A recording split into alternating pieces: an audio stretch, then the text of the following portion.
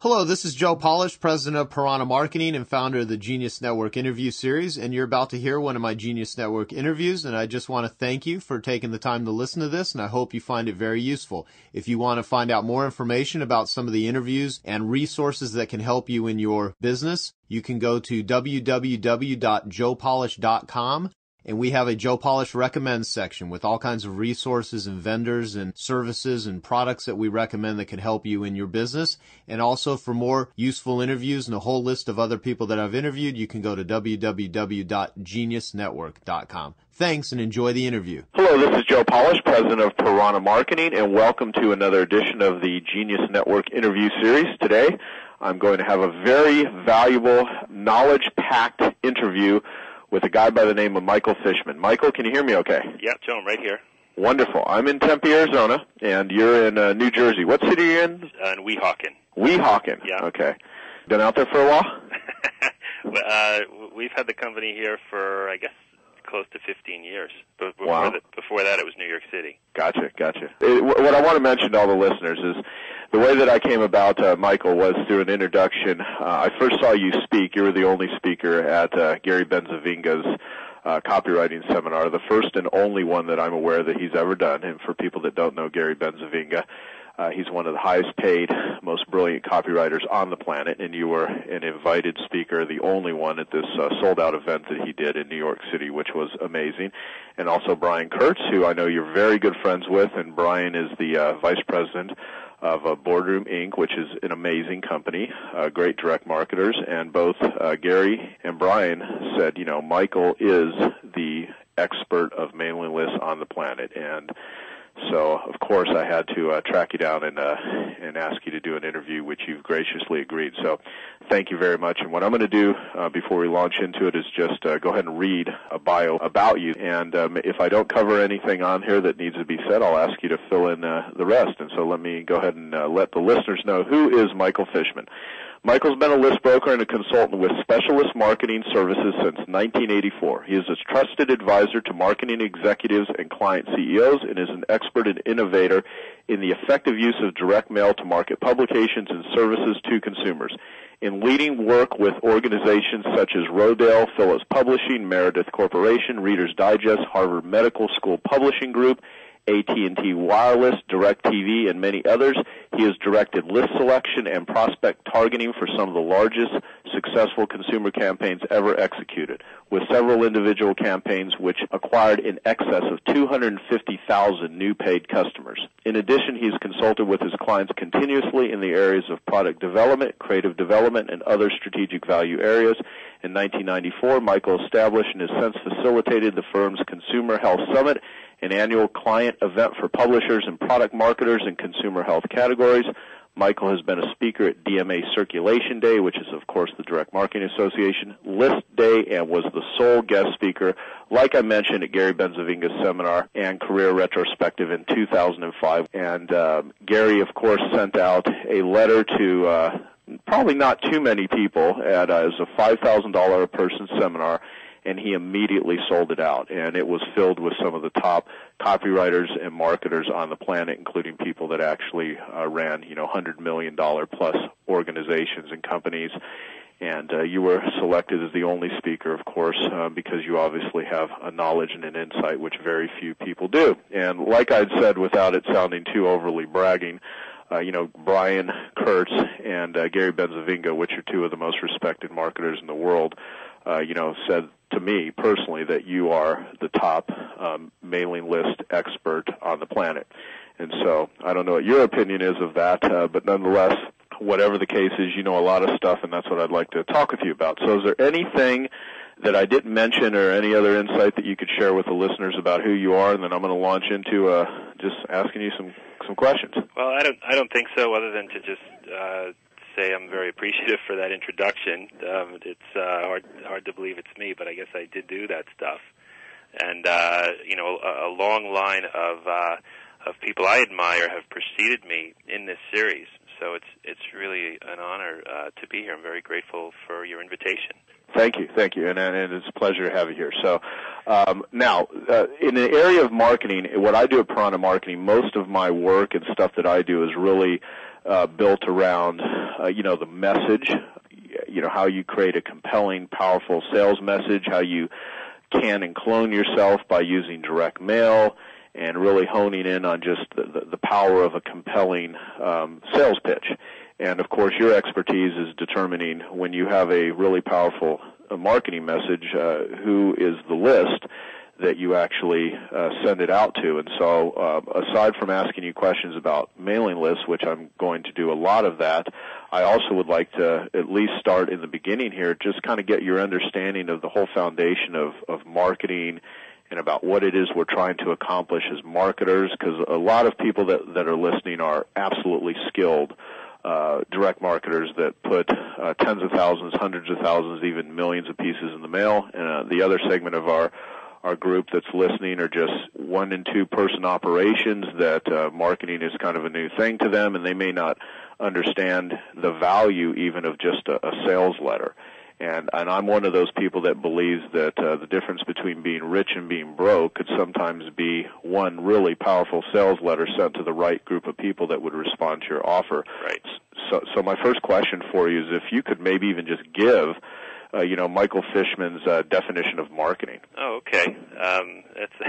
That's probably the biggest question you'll ask it, because I imagine there's about 1 million possible answers. For me, marketing is the process in which a product's availability is announced, so people know it exists and that it's available. Right.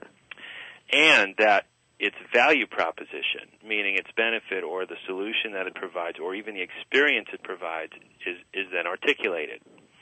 And of course, the hope is that sales will be generated from these marketing messages. In direct marketing, the announcement of the availability of the product and the articulation of its value proposition, of course, is accompanied by an opportunity to purchase, and generally right at that moment, or at least inquire or take some action with respect to the marketing message. But that's how I would define it. Gotcha. Well, that's great. And we talked briefly yesterday, and I actually made this comment because I was doing a thing called a call-in day, which is where some of my clients call in. We had a very large group yesterday, probably 200-300 people actually called in to listen in and ask questions of me about marketing. And one of them was about what sort of response rate should be expected from doing a direct mail piece. And this person actually had in the question that they had submitted in advance, they made this statement that I know the average response from this particular letter is 4%. And I don't know where he came up with that because I've never said anything along those lines. And so I asked you, the question about, one of the quotes that I've heard before was, what sort of response can you expect from a letter in the mail? The quote was, between 0 and 100%, depending on the offer and the list. Right. And then you elaborated with the car analogy. So I wanted to kind of ask you to elaborate what we had kind of briefly talked about in our informal conversation yesterday, just when people have it up in their minds of, well, I'm going to use direct mail or whatever marketing media, although I'd really like to talk a lot about direct mail because it's one of my favorites and it's absolutely one of your expertises. When people have in their minds, I'm going to do marketing or I'm going to do direct mail and here's what I should expect response to be. I mean, how would you respond to a person like that? Well, until you've put your message or your mail piece into the mail, it's very hard to know what kind of response to expect unless you're operating in a very well-established business category where there are pre-existing benchmarks or where you have colleagues or connections in other kinds of comparable businesses. So if you're, and I know that we have people listening who are running and accountable for the marketing of all kinds of businesses, so I want this conversation to be valuable for, as you said, our novices and our marketing PhDs. But if the product or service has no real precedent in terms of another company, or even if it does and you just don't know what the metrics are in that business, then it takes a small test to create a baseline for the performance of that program. And you'll get a % response for the number of inquiries you've received or the number of sales you've made, and that will either be acceptable or not in terms of the economics of your business. And then if it's acceptable, you keep going, and of course you're always testing new offers, new headlines, and so forth. and you continue. But the first time you put that offer in the mail is really your first baseline for what kind of response to expect from your inquiry-generating program or your sales-generating program. If you're in a business with well-established metrics, you may have a sense of it, and so then you'll know what you're shooting for. But the two other things that really drive response or are very, very important in determining response are really two things, and that is that those are rather, are you asking for payment with order, or are you giving someone the opportunity to say, I'd love to order, but please bill me later? Or in what we would call the softest marketing environment or offer environment, are you really just giving someone the opportunity to say, sure, I'd like to learn more? And that's just an inquiry with no financial commitment behind it whatsoever. If you're putting out an inquiry-generating program, that, relatively speaking, would be in the high range of response. If you're putting out an offer that says, I'd love to order, but please bill me later, that would be a little bit higher. And then if you're looking to sell something right in the mail piece and have someone pay with their order, that's a high bar, as you can appreciate. That's a transaction that's tough, a little bit tougher to get people to engage in, and so those response rates would be at the lower end of the scale. Right, so which goes to show that there's a heck of a lot to this other than I'm going to drop something in the mail and here's what sort of response I should expect. Without a doubt. And the other thing besides inquiry versus a bill me later purchase versus a cash purchase is, of course, what does the product or service ultimately cost? A $20 publication, a magazine or a newsletter or a book is a relatively low bar to engage someone in a transaction. It's expensive enough that there still are key variables to make that work, but at $20 you have a lot of room to maneuver. At $200 or $2,000, obviously those are higher price points where the value needs to be extraordinary or the experience needs to be something really special, and to get people engaged at those price points, I think everybody listening could appreciate that those response rates will be on the low end, and by low I would mean well under 1%. Yes, exactly. But the truth of the matter is, looking at response rates is much different. Response rates percentage-wise is much different than ROI because, you can literally go broke at a 10% response and get rich at probably a 0.25% response depending on, the price point, depending on the list and all the things that go into it. And something that I would say to many of my listeners, because you all bought something from me at some point in time, you wouldn't even be listening to this interview if you didn't come into my funnel somehow. And I have a variety of different things that I offer at different price points, some that are many, many thousands of dollars. And I think it's very instructive just to look at how you were sold from me and how you came into my funnel and looking at what are the things that you respond to in the mail, because there's an enormous amount of education in your own mailbox. And, people that are perceptive and see that, there's an enormous amount that could be learned from it. I mean, what is your definition? People all the time, junk mail. I mean, do you actually have a definition of what you would call junk mail? I mean, I know it probably sounds like a weird question, but right. What? Well, for most of us in the industry, and yourself included, I'd imagine, respected companies, brands. There are catalog brands and publishing brands that are well known and respected in our country, and I wouldn't categorize those as junk. And there are lots of great companies that are not well known, either in their local environment, whether it's some of the kinds of companies that are among your constituents, or even nationally, companies that market nationally. Some of those are not very well known at all, but if the offer is legitimate and that company is a noble, well-meaning company that aims to provide value and honors and respects its customers, I wouldn't categorize that as junk mail either. I mean, for us in the business, junk mail really, it is junk.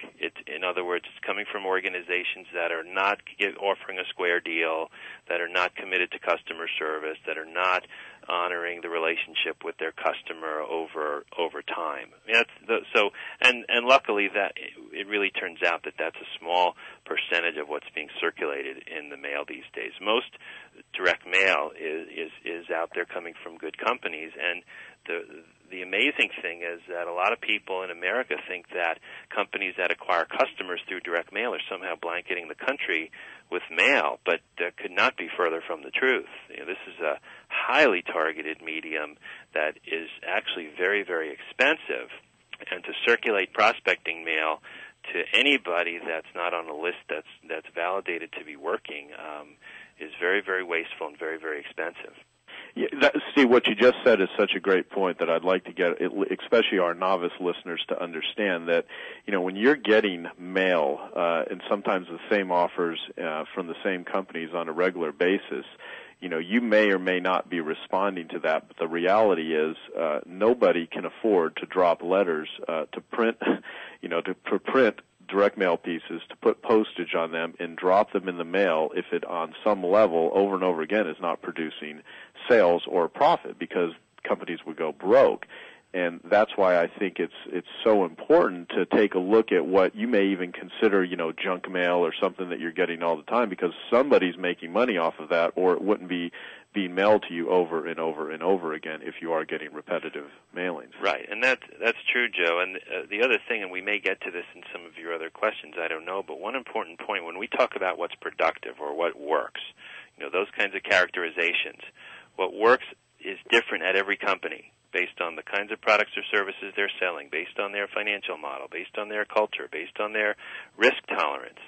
So what works or what's performing is always different depending on who you're asking the question of.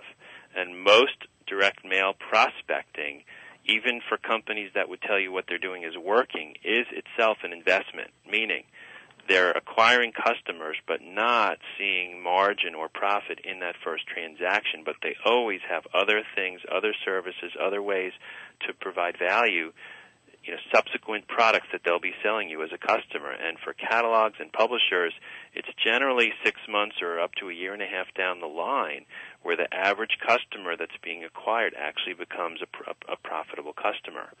So it's a medium that's tracked and analyzed very, very closely, and every customer has immense value because these companies are counting on these people to move forward in their relationship and to continue to do business and to use their products and services. Yeah, absolutely. I mean, I would even use myself as an example. Everyone that's listening to the Genius Network right now, a good percentage of our listeners have actually either purchased one of my other marketing courses, attended a seminar, become part of a coaching program, or had somehow come into my funnel through a purchase before, and then they ended up becoming a Genius Network subscriber, or they were recommended to the Genius Network because one other marketer wrote about it in one of their newsletters or some of their publications, because I've had a lot of people refer Genius Network. The people that literally just came into my funnel through Genius Network, not through an endorsement, but just for me, we typically always go negative in order to acquire them, simply because of the price point of Genius Network. Right. And so if I don't create value for the listeners, and they don't continue to be a subscriber and continue to listen to the interviews on a monthly basis, and if they drop out, then I go negative. And so it's one of those things to where I have a vested interest in continuing the relationship with my clients, because if I don't, I lost money in order to get someone to listen to an interview if they only do it once or twice. That's right, absolutely. And I mean, a lot of business people are in that position. So, I mean, there is a science to this. And in a lot of ways, you are kind of like the list scientist behind the scenes that actually helps business owners and entrepreneurs determine who are people that are most likely to respond to their offers, because there is a lot to this. And I know in the limited time that we have, there's no way that you're going to download your – God, I mean, how long have you been doing this?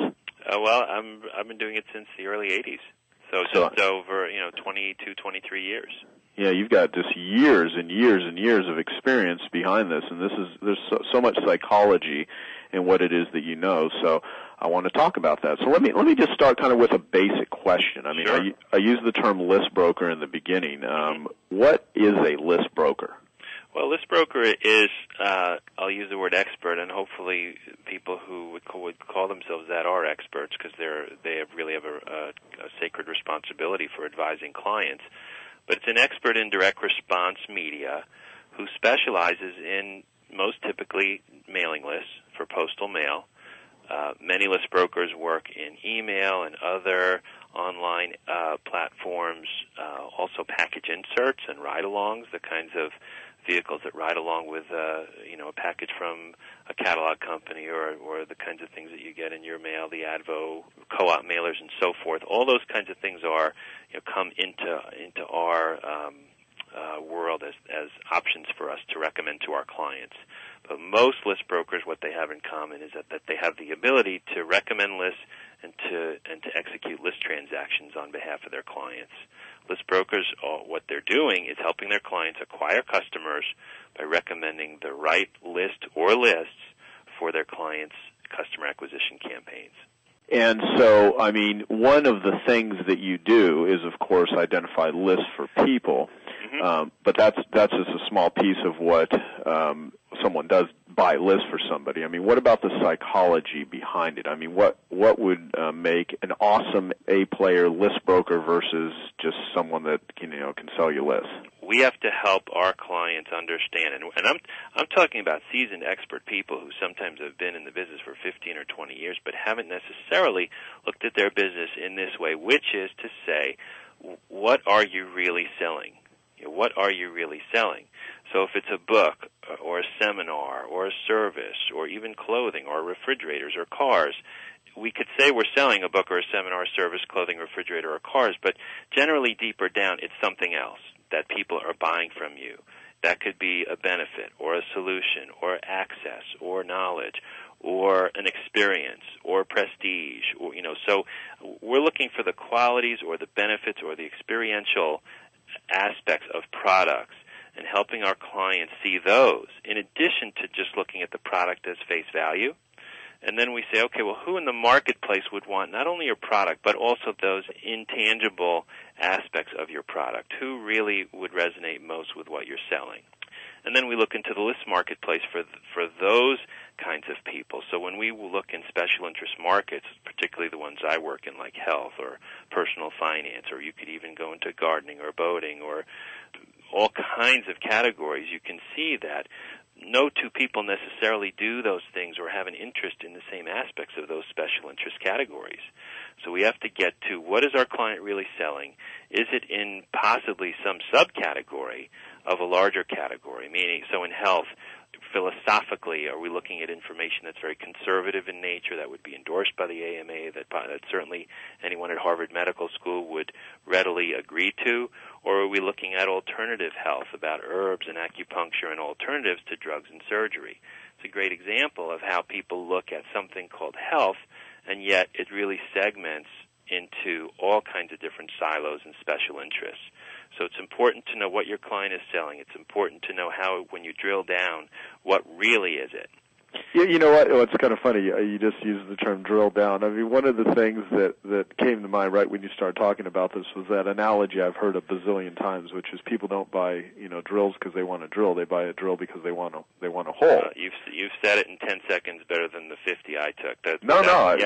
I mean, you explain the meaning behind that, because everyone's heard that, people want holes, they don't want drills, but the reality is, I mean, a lot of people, they don't think about what it is they're really selling, and I get so many people that are so product focused, I got this thing, but it's like, okay, you got this thing, but if there's no market for this thing, or you can't identify the market that's going to respond or even have interest in the thing, it doesn't matter how great you think the thing is. I mean, you're going to be sitting there, unable to get anyone to pay you money for this thing until you can get deeper into what is it that you're really selling and matching it up with people that exist to, tell them about it. Well, that's right. And when we look at products that actually work, or even new products that come into the marketplace that succeed wildly, in most cases, we could say that it wasn't that we created demand, but rather that we channeled demand in the marketplace for the benefit or the experience of what it was we were selling. Right. Because the demand is too big to create, but when you ride demand, when you ride a wave, when you tap into a demand or a deeply held need in the marketplace, that's powerful marketing. The copywriters that articulate the messages that reach people and speak to people at that deep level enable this entire process. And then I take the creative piece and understanding how it engages and resonates with people, I then look for the lists that are going to respond to that mailing. The other thing in looking, as you put it, I think, at the emotional or the subjective side of this is to understand not only the value proposition and look at that very, very deeply, but the behavioral aspects of the transaction, and that's very simply what I alluded to before. Do you enable someone to say, "Sure, I'll buy, bill me later"? Is it cash with order? Are you a company that's known in the marketplace where there might be some pre-existing respect and good feelings for your company? If that's the case, you have less of a selling job to do. If you aren't known in your local region where a lot of your clients are working, or even for national marketers, if you're unknown, then you need to establish your credibility much more rigorously, because credibility is the foundation is the number one piece in any selling context or marketing context, is that people know who you are and that you're noble and that they can count on you to do what you say you will. That's another aspect of matching product and creative, or mailing piece, as we say, to the right list and the right segment of that list. Yeah, and that's so critical. I mean, what you're saying is so critical, because there are a lot of frustrated entrepreneurs that have really, really good products and services that really do provide great things for people, and they just have not learned or even are aware of what they need to do in order to match what it is they do with people that are willing to buy it. And I think that's why it's so critical, because the saying, the best message in the world is useless if you shout it at deaf ears. I mean, it doesn't matter how great your stuff is if you cannot present your case to people that are, for one, interested in hearing about it, and two, have the ability to actually respond and pay you money for it, or at least get into your funnel. Right, and even if, and we talk about deaf ears, even if the ears are functional, the selling message will not be heard or perceived in the same way unless it's offered on a foundation of credibility, so that people understand what your mission is and that you're there to do business in a noble and a caring way. Yeah, no, that's great. That's great. So, instead of asking you first, how do you go about getting list, ordering list, maybe I should first ask you, how do entrepreneurs avoid making mistakes when they start pursuing getting the right list of people to present their case to? Well, the list world is a world of detail. The advertising agencies and even those ad agencies that do have direct response subsidiaries, while they may do direct response media buys in magazines and on broadcast outlets and so forth, they generally don't get into mailing lists, because the list world is so deep with tens of thousands of potential sources. As a brokerage firm, we can get any list on the planet for our clients, but it's such a deep and varied world that, ad agencies don't touch it, and, most of our clients, while many of them are, as you can appreciate, very, very knowledgeable, I think that the catch-all answer about avoiding mistakes would be to align yourself with a knowledgeable firm, and within that firm, a knowledgeable person who knows your market. I mean, maybe we can talk about a little checklist of things that people should be thinking about when they look at a broker. Well, I can go step by step and ask you, questions specifically for that, because, what's also kind of funny about this, and I'll, be as transparent as I can be to my listeners on this interview, is all of the things that I'm asking you right now are things that I genuinely want to know myself, because this is such a critical and important area. I mean, I know how to produce and put together a pretty darn compelling sales letter. I hire copywriters. I think copywriters are worth their weight in gold if you have great copywriters that, research your business and understand it and can put into words, compelling, articulate messages about what it is you do and how it helps people and how it benefits, and, basically makes that case. Now, matching that message with the right person is the only way that I or any business owner is ever going to, be able to replicate themselves. I mean, I always use the analogy in marketing is, sales is what you do when you're on the phone or face-to-face with somebody, and marketing is what you do to get somebody on the phone or face-to-face with you, or to respond to a mail piece or whatever. And the best sales force that I have in Piranha Marketing has never been a live human being. It's always been a salesperson that I put into an envelope and ship off to go do a sales job to people that, potentially would not only listen and read the letter, but would actually respond. Cause, absolutely. You were talking about something yesterday about just what a letter is, that you're actually, you're asking people to read a letter. Could you talk a little bit about that? I mean, to kind of create a context of what is occurring when we actually send a letter to somebody in the mail. I mean, what would be Michael Fishman's definition of you're sending out a letter to somebody? What is going on there? What is this whole thing? Well, it sounds terribly, terribly simple. When 300 people hear this, there might be 300 simultaneous chuckles or raised eyebrows or something like that. But I think people forget that the very, very basic thing that's happening here is that there's a written communication that's going to somebody, and the word communication is key. You're actually asking someone to read something and to consider it closely, and to get through every word, and to consider doing business with you. And it's a context in which the mission of your business and the way in which you hold your customers and the way in which you appreciate them, even though they're not customers yet, all of that really needs to be evident, in addition to the aspects of your credibility and so forth. But, in that environment, and this is more about copy than about list, although in my way of thinking, you can't talk about one without talking about the other. Absolutely. The role of every word, if you talk to some of the greatest copywriters ever, and I didn't make this up, but I never forgot it, the role of every word is to get you to the next word. And then we could say the same thing about pages and paragraphs. So the word choices are critical, and we really need to look at the way in which our prospects can interpret words, can find shades of meaning that really were unintended. So it's a very profound process to actually send somebody a letter and request that they do business with you. I think that's what you're getting at. Absolutely. No, and you said exactly what I wanted to do, because what it does is it just reiterates the importance and the understanding of what it is we're doing. I mean, we're not dropping, letters in the mail for the sake of dropping letters in the mail. I mean, there's something really deeper going on here, and if you do not connect with a person, you aren't going to make a sale, and you can have the greatest thing in the world, the greatest solution to a problem, the greatest widget, the greatest whatever, and you can be broke if you do not know how to, if you can't match someone up with this. So for one, copy is extraordinarily powerful, but even more importantly is it doesn't matter how great the copy is or how great the sales letter is if you can't get it to the right list. And so that's where it all dovetails and fits in. So. Right. Let me ask you, I mean, someone's listening to this right now. They clearly see the value in finding an expert, an individual that can locate people that are prospects that can become clients of theirs. So what questions, would someone just off the cuff, in their pursuit of finding a list broker, how do you find one? What do you ask them when interviewing them to see if they potentially could help you with your company? Sure. Well, great question.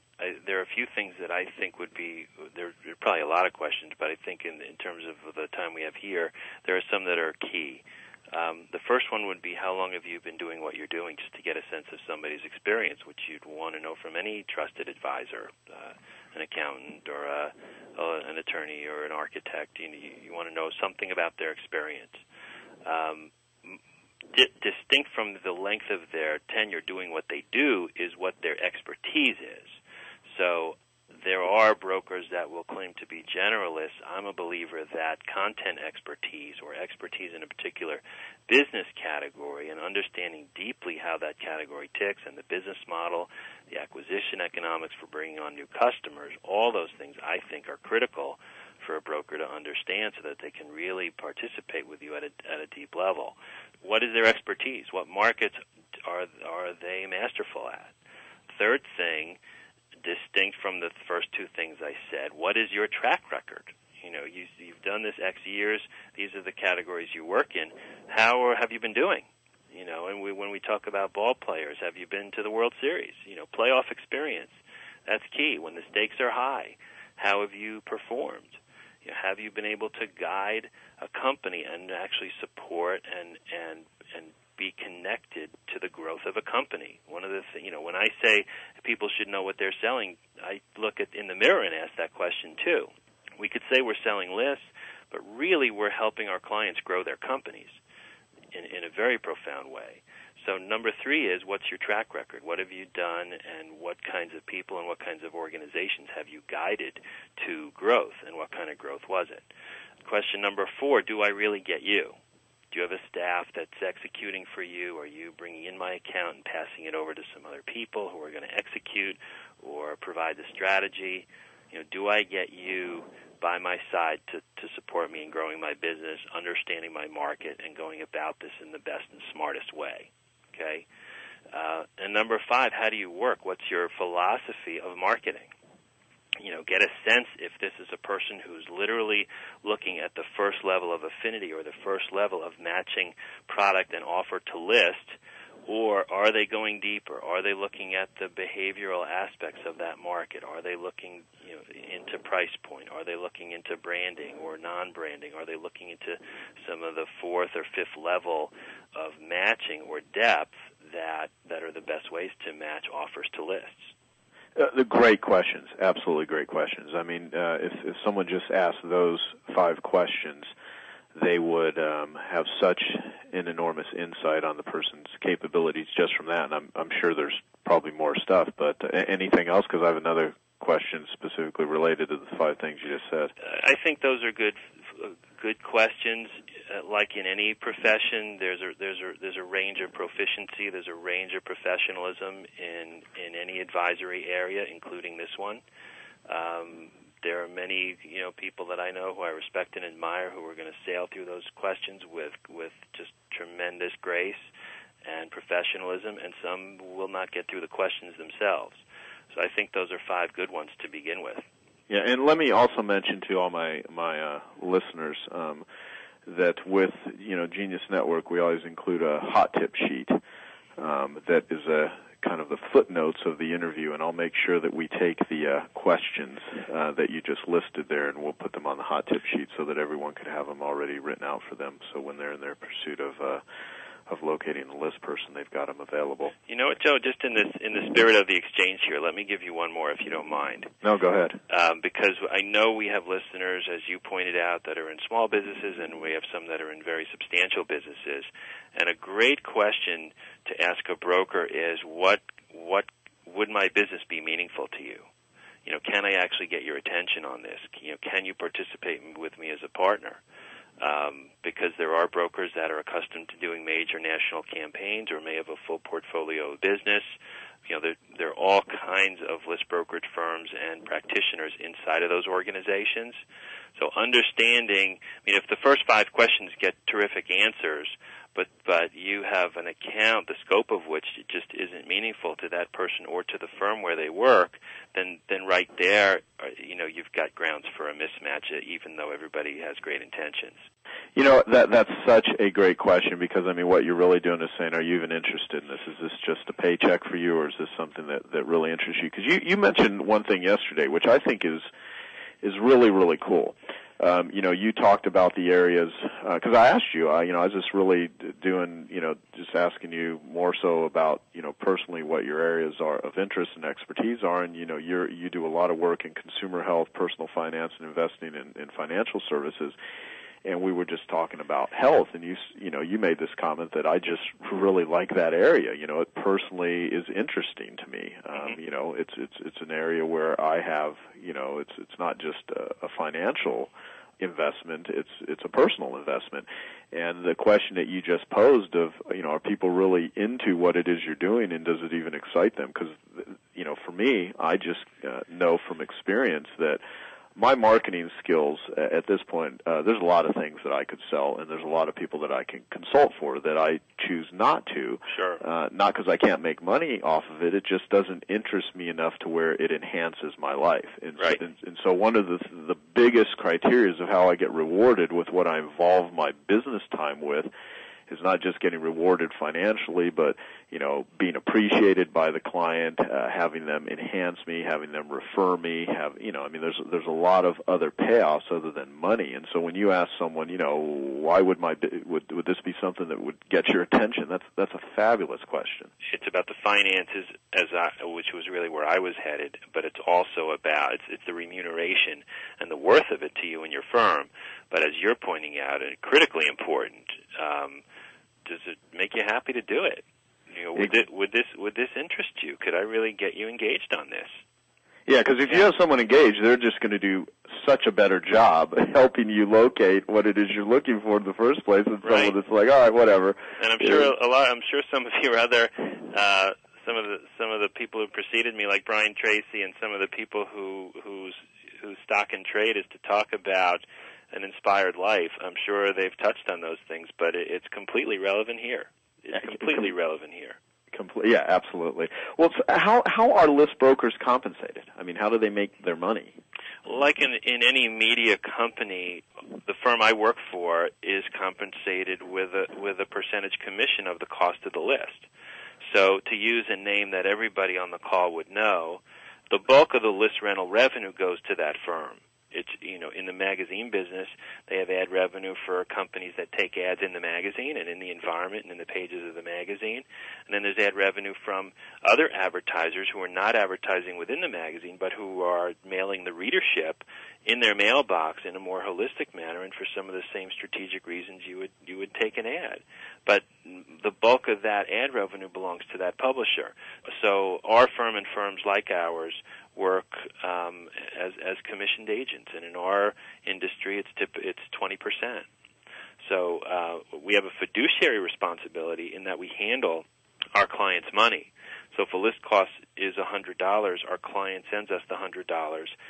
The revenue to the company I work for is $20, and then the $80 gets forwarded on to the actual publishing company or catalog company or owner of that data. Gotcha. Okay. And so, what are different types of lists that are available? I mean, for people that know this inside out, they'll, obviously they know that there's all kinds of response lists and compiled lists, but what are the different types of lists that a list broker has access to? Mm-hmm. Well, as I said earlier, it's anything on the planet. There is no one firm that has a particular exclusive on anything. There are companies that own and compile their own data, but that's different. So in just like any ad agency can book any media or any stockbroker can buy any stock for you or execute those transactions, a list broker can get you anything. How it breaks down are, as you just alluded, there are response lists in which somebody took an action. Now, a response could be an inquiry, a response could be a purchase of a magazine, a purchase of a book, a purchase from a catalog, a purchase from an infomercial, a purchase from a display or space ad in a magazine or a newspaper. Those are all purchases. Those are all actions. And so we call that a response list. A compiled list would be a list that is put together from publicly available records. And that could be something as broad as the phone book. It could be a professional directory, those kinds of things. And the real benefit of response lists is that there's a past behavior. The prior action means that possibly we can get them to take action again with us or our client if the connection makes sense.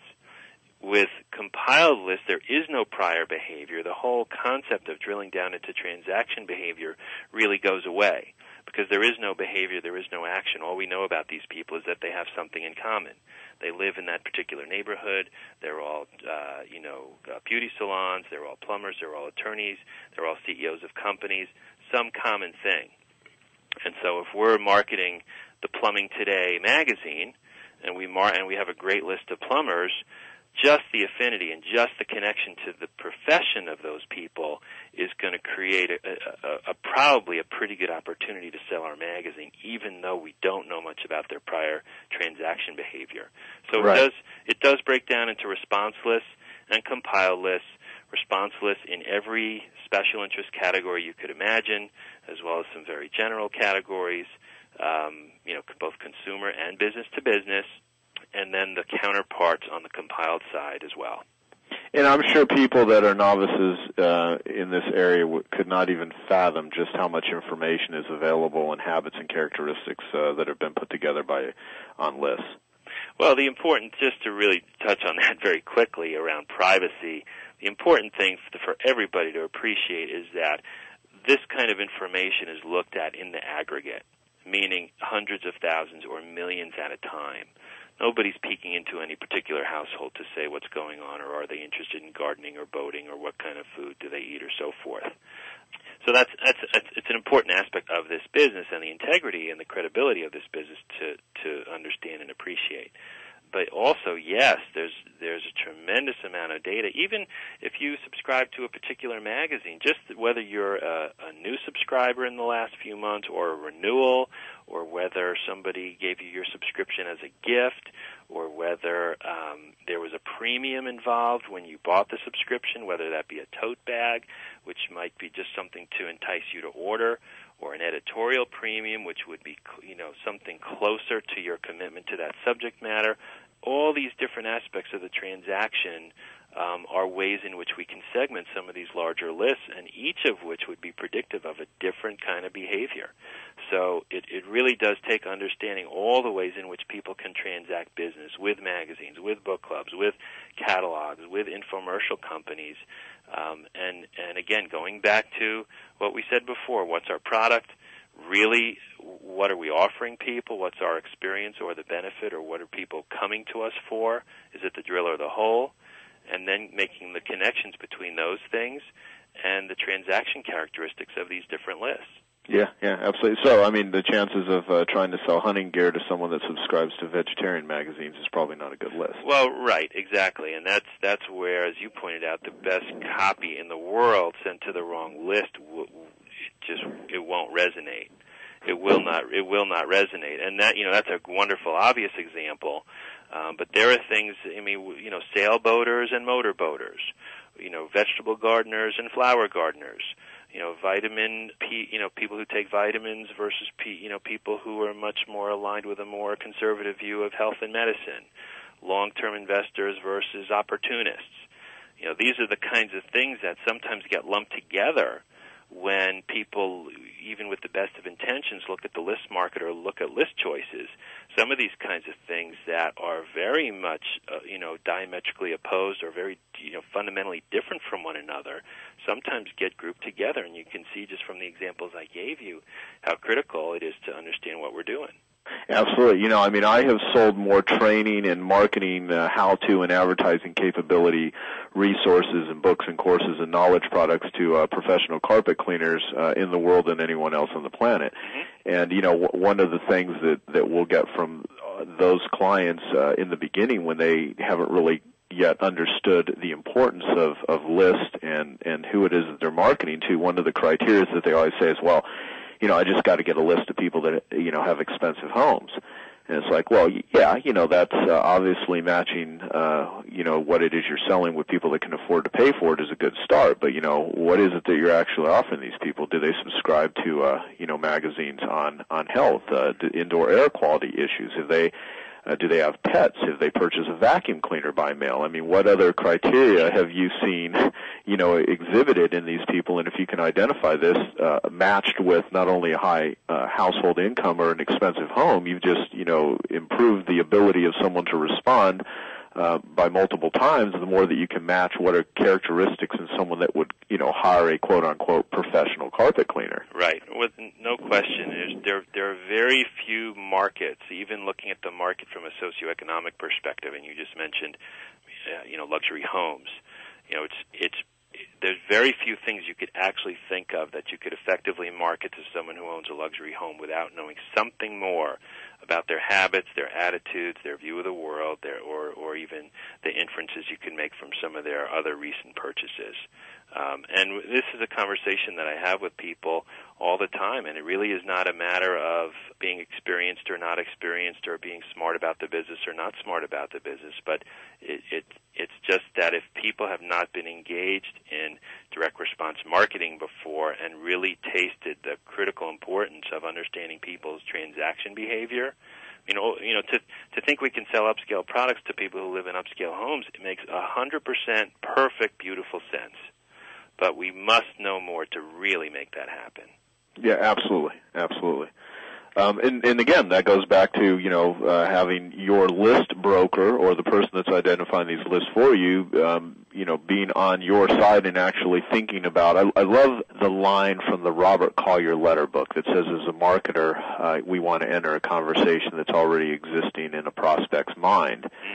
And in a lot of ways, that's what, I don't know if you've ever, thought of it that way, although I think your you're the type of person that does this all day long for your clients. Is you're thinking about, okay, what's going on with these people that we're looking for? Because right. if you can enter that conversation, then you have the ability to build rapport and trust and get them to buy. Yeah, and that speaks to, I guess said another way, which we touched on, just channeling existing demand. Or as Collier put it, a conversation that already existed. So a similar way of saying the same thing, I think. Yeah, it is. Yeah. Now, you've kind of touched on this. I just want to go a little deeper with it. How does one find a list broker with experience in the exact field or in a similar field that they're in? Would you have any suggestions for that? Well, just a couple things, Joe.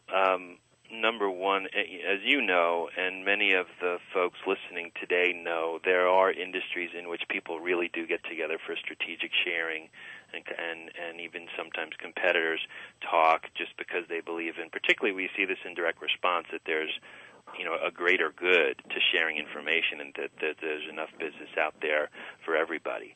So if you have colleagues or competitors, it's appropriate to ask, hey, who do you know that's good? And very frequently clients of a particular category, whether those are catalogers or publishers or credit cards and so forth, they do congregate at the firms that are expert in their business category. So a referral from a colleague in your business category, it completely makes sense.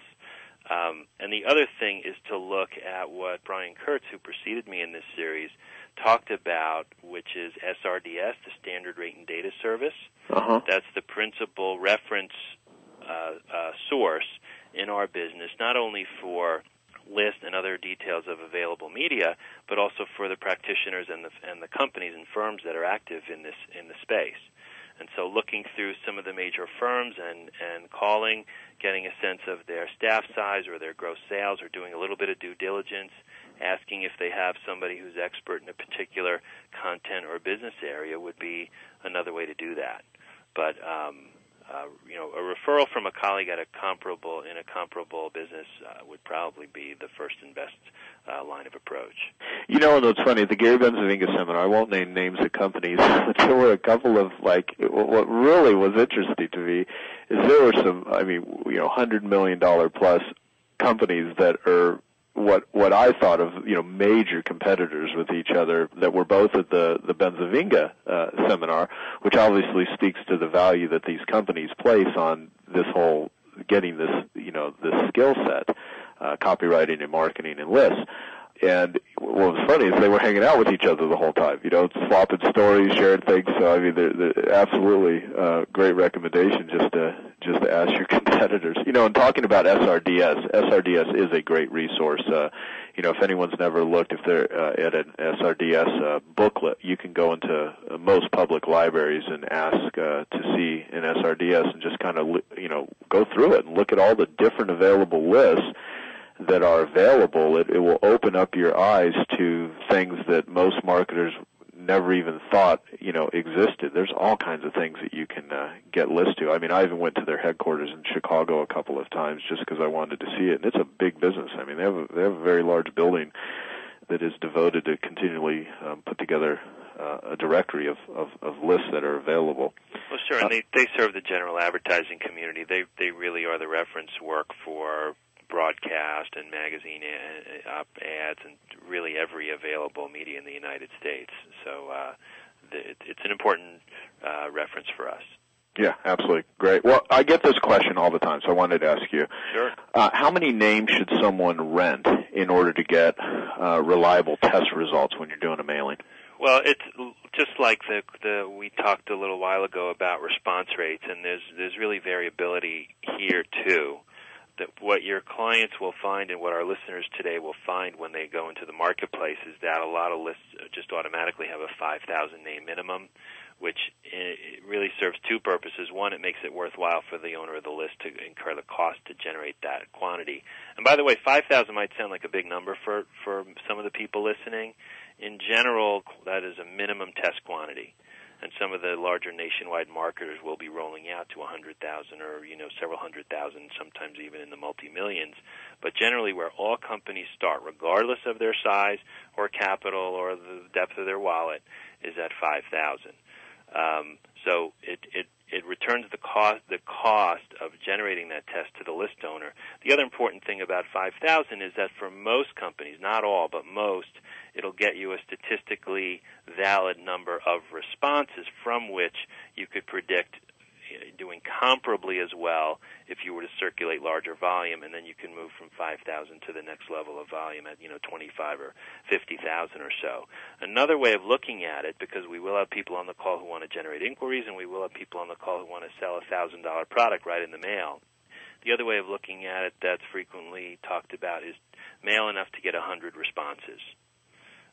And again, if you're in a business where you're scalable and you plan to roll out your direct mail prospecting, 100 responses statistically is a number that enables you to do forecasting and plan bigger campaigns and still manage your risk.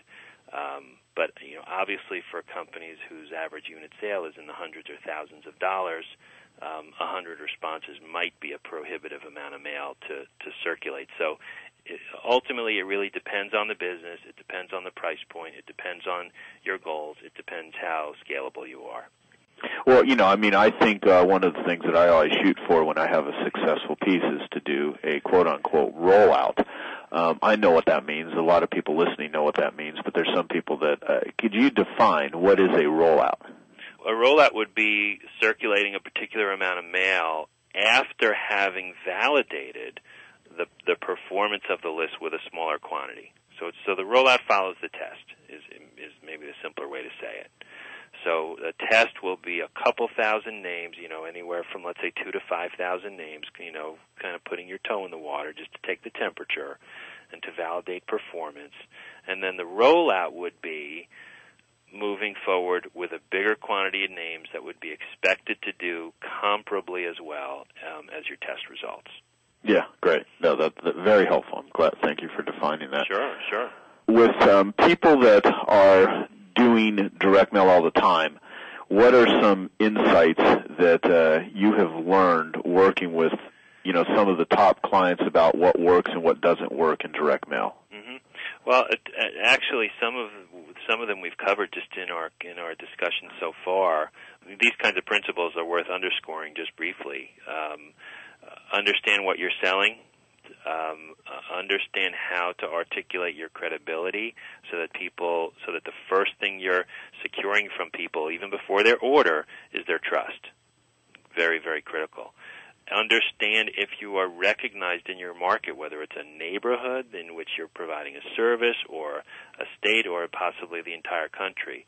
There's power in understanding whether you're recognized, and ultimately the ultimate recognition would be a brand, a company that people know about, whether they've done business or purchased product from that brand or not. So it's not good or bad to be known or unknown, but it's just powerful, and it facilitates doing business, and it makes doing business easier if you have a sense whether people know you or not. If they know you, it makes opening the door and opening the quote-unquote conversation or having them read your letter, it makes it that much easier, and you need to take less actual, what we call real estate or space in your mail piece to actually write a whole bunch of stuff about how noble and wonderful you are because your credibility is pre-existing in your brand. When you're not a known brand, the credibility piece becomes more important. So it's important to accurately assess and acknowledge whether you're recognized in the market or not. Yeah, exactly. Great. Thank you.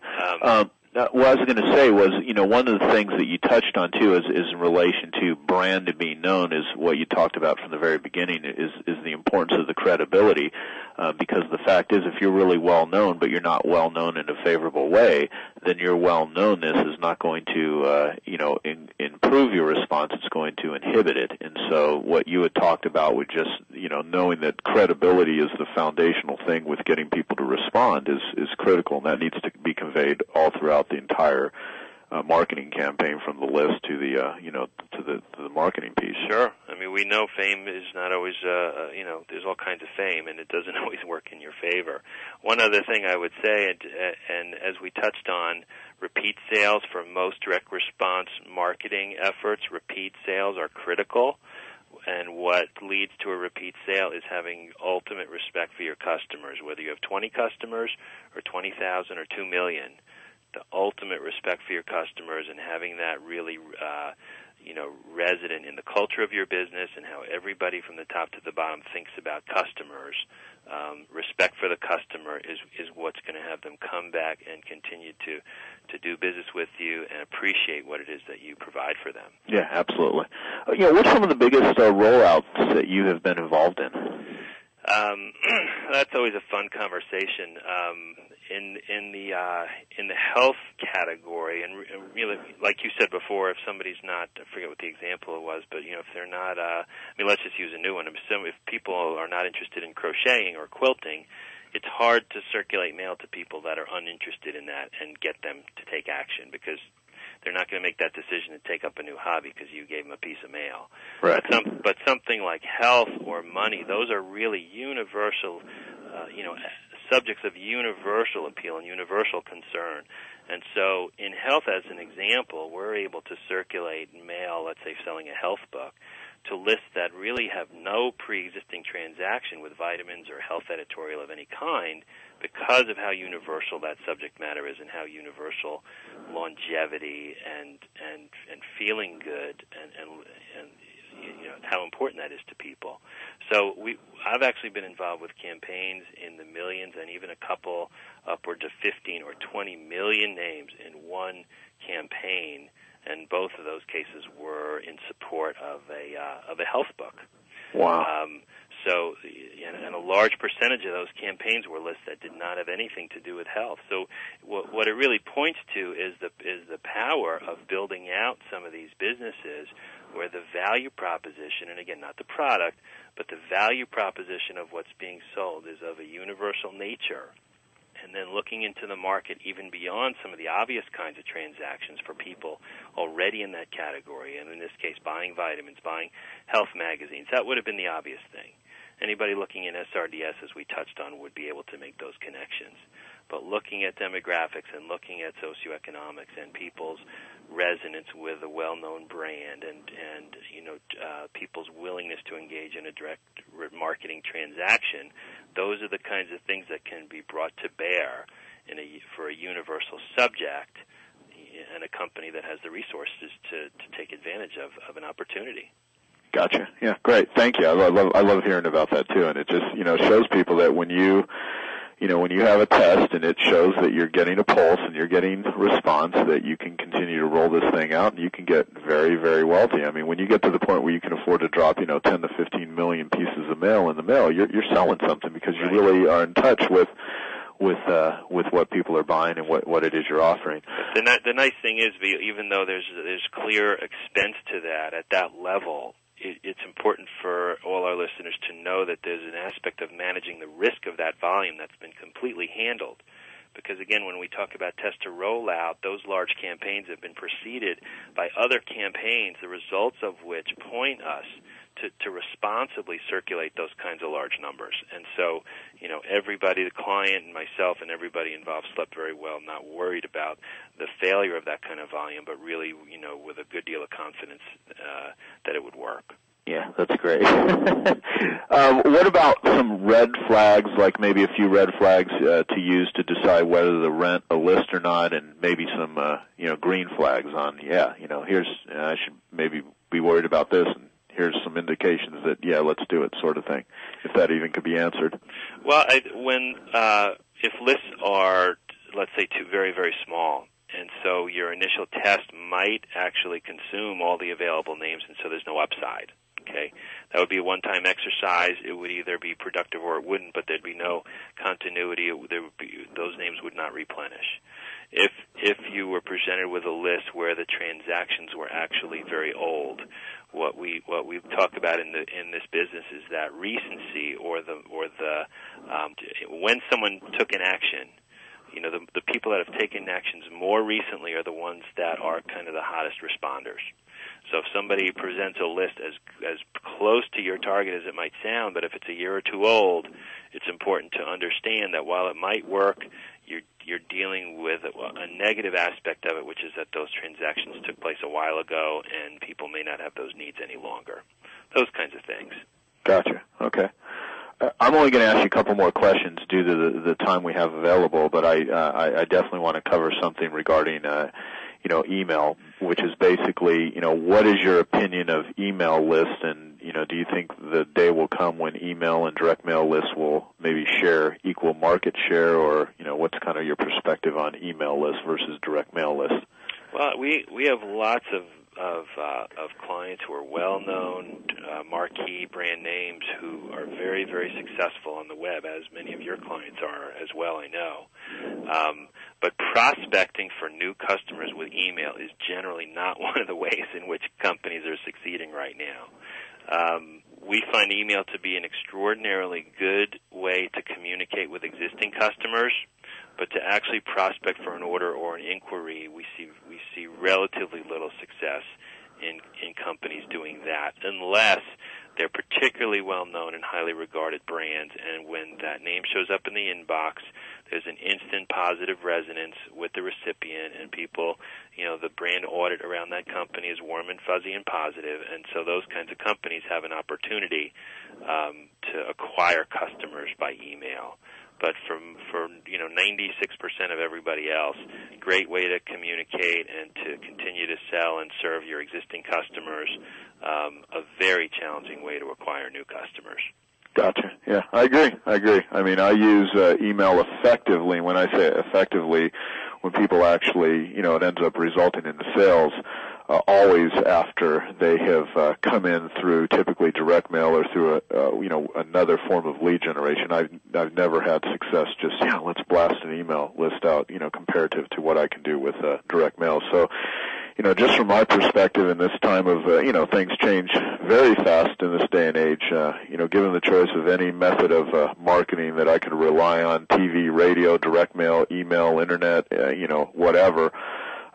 Direct mail to me is king, and I love it. And it's and there's less noise in the mailbox than there was, at least in my business, than there was, several years ago, because of so much focus and attention on email. And I think the more that you can learn and understand just about direct mail, an old-fashioned letter dropped in the mail to the right list, I think it gives you a competitive advantage that, frankly, a lot of people just simply do not have, and that's why I love discussions like the one we're having today. I mean, one of the things that I really like about, my Genius Network, to kind of, again, part the curtain on this whole thing, is that all of the insights that I have gained in my marketing career and in my life in general all came out of a discussion with a very bright individual, and this type of discussion is just very insightful and really, teaches me a lot, and I know it's done the same thing for our members. So one of the last questions I'm going to ask you, because there's so much more here, and I think that what you've provided us with is just, great questions, lots of stuff to think about, and I can't imagine anyone that's listened to this interview does not have a whole new perspective on the importance of a list and how to go out and acquire it.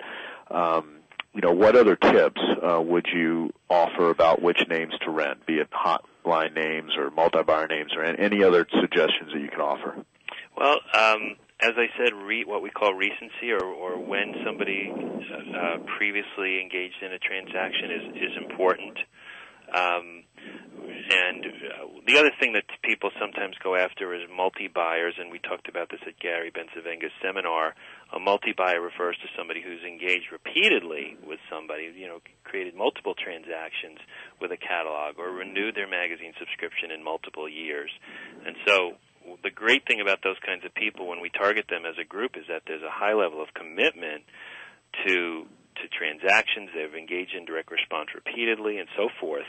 The flip side of that is that means they're very loyal to the company whose list we found them on. So if your offer is strong enough and appealing enough that they will actually migrate to you, that they'll respond to you, they're going to be a terrific customer for you. But the important thing to realize is you're reaching them in a context of strong loyalty to that other company. And so particularly if your value proposition or your product is similar to the company where they've purchased repeatedly, you can see that loyalty is going to be a tough bond to break. Right. So and even things like recency, same thing. A recent buyer or a recent inquirer will respond most typically at a higher rate or a higher percentage response. But again, the downside of that is very frequently less of a commitment to what they're actually doing. or less of a, so if you're in the lead generation business or you're allowing someone to say, bill me later, hotline names will frequently respond higher, but at the end of the day, whether you look at the metric of payments or whatever the real, when the rubber meets the road, how you measure that transaction, hotline names will sometimes be weaker than a name where the transaction was further back in time, but the person just has more commitment to what they're doing. So gotcha. Those are two important things to look at and think about. Absolutely. Well, now what I'd like to do at this point is, what you do is you work with, just a small handful of clients, and I know that, you're very selective in who it is that you would take on and that sort of thing. So if people listening to this interview, if they wanted to, get more information, find out about you, what can your company do for people and what can it not do? Meaning, who would be like the ideal sort of group of person that you actually would work with and assist, and how would people go about contacting you? Sure. Most of my own clients are national mailers, mailing publications, magazines, newsletters, or books, or selling health products, those kinds of things on a national level. If there are businesses that are mature or are launching and have those kinds of aspirations and are scalable, there are a select number of launches or early stage businesses that we take on each year, or that that I or colleagues take on each year, and many of those have gone on to become successful, well-known members of their communities and of their business categories. We also, as a company, have a division that specializes in smaller applications, whether those are local applications for retail traffic or service providers and so forth, or even some national applications. But that division works mostly in what we call the compile list. So if it's residents in a particular zip code for some of the kinds of clients you might have, or people in a particular profession, and the application might be, on average, probably between 1,000 and 5,000 names. I imagine there'll be folks listening for whom that would be a more appropriate area of our company to work with. But in any event, if people want to contact me, I can direct them properly, make sure they're well taken care of. And our firm, I think, as you mentioned, is Specialist Marketing Services, and we're in SRDS, and we're on the web at specialistsms.com, and you can find our number and address there as well. Wonderful. Specialists at ms.com? Specialists with an S at the end, and then ms.com. Wonderful, wonderful. No, and thank you very much. I would even appreciate doing that. So I would just ask my listeners, Michael is a very, in the marketing world, from people that I know, is very esteemed and really knows his stuff. And so, please contact him if you are serious, but not just for, not just for normal. Let's see if inquiries. I mean, if you clearly can see the value, how much you actually know, Michael, from this conversation, then. If you feel that you have an organization or company that can be assisted, contact Michael. And if it's not just for simple inquiries of where to get a mailing list, but if you're really serious about this stuff, I could not endorse Michael highly enough. And as far as any famous last words, Michael? Well, just to express my appreciation for this. This was a ton of fun, and much more importantly, I think I hope it'll be valuable to every person listening, even to your PhD marketers. It's good to revisit the basics. There's almost always a new perspective or a new facet of the business that gets illuminated, even going back to some basic concepts, and hopefully for lots of folks there were lots of new things too. So I just appreciate being here, and this was terrific. Thank you. No, and I will say thank you very much. I learned a ton, and there's so many more things that I could, ask you questions about. And so what I'd like to do is just literally ask my listeners to give me feedback on what you felt about the interview. If there's more that you'd like to learn, I would very much appreciate in the future, Michael, to ask you to maybe even do a second Genius Network interview, because just from the small time that we spent together, I really appreciate you literally downloading 20 years of experience into usable knowledge and advice and direction for the listeners. And I know there's just so much that you know about this, and I could talk to you for 2 weeks and still uncover more great things. So if you'd be willing, I'd love to do another interview with you in the future based on the feedback that I get from our listeners. It'd be a treat to collaborate again in any way that we can, Joe. I appreciate that. Yeah, thank you. So one last time, what is your website? Because I do want to make sure the listeners have that contact information if they want to follow up. It's www.specialistsms.com. Wonderful. And to all the listeners, now you know the more of the importance of a list so that you can have the most effective marketing humanly possible. So thank you so much for being a Genius Network subscriber and listening. Please give us your feedback.